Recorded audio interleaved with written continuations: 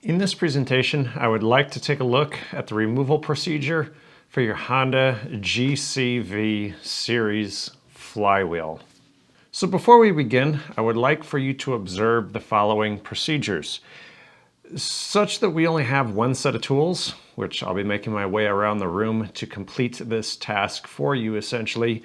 In the meantime, while you're waiting, you need to have all of your other labs finished up. That includes CAD, that includes the starter rebuild, the carburetor rebuild, and anything else that you have on your engine that is not yet completed. This will drastically reduce the bottleneck of people waiting for me to remove parts from their engine.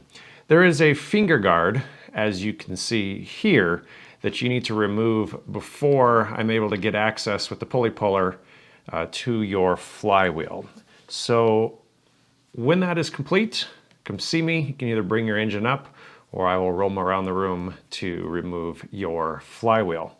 Lastly, don't forget, there is an instructor check so that I can put credit for this task being performed into the gradebook. Let's go ahead and take a look at the engine.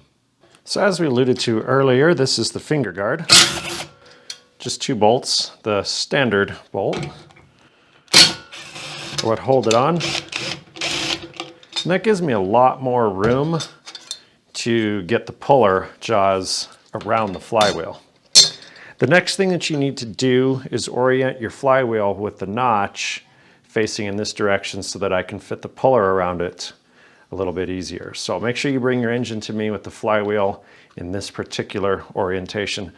The all aluminum flywheel will actually say puller. It will have a spot because it doesn't have this plastic fan. It'll be very clear where the reinforced area is for you to place the puller.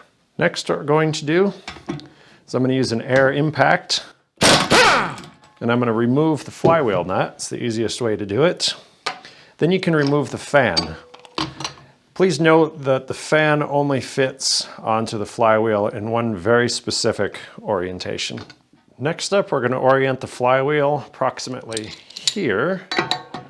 And on the cast iron flywheel, the heavy flywheel edition of this engine, it's not super important as to the orientation of the flywheel. We talked about it earlier on the aluminum type flywheel. It is very important. This is literally on this type of flywheel, like the only way that we can have it oriented and have the puller work. Simply use the impact and remove the flywheel. With that out of the way, we can use our hands. And if we rotate the crankshaft, it's a little bit of a challenge to do here at this point, so simply put the flywheel back on. You're going to notice there's a key in the flywheel, and it is not necessary, although you can remove that, but it's generally not necessary on this engine with the tapered shaft. You can usually get the crankshaft out without damaging that seal. We just have to be super careful. If it does look like this key is going to hit that seal, we have to remove it, as in most of the other engine series. That's actually got to be removed before you take the crankshaft out.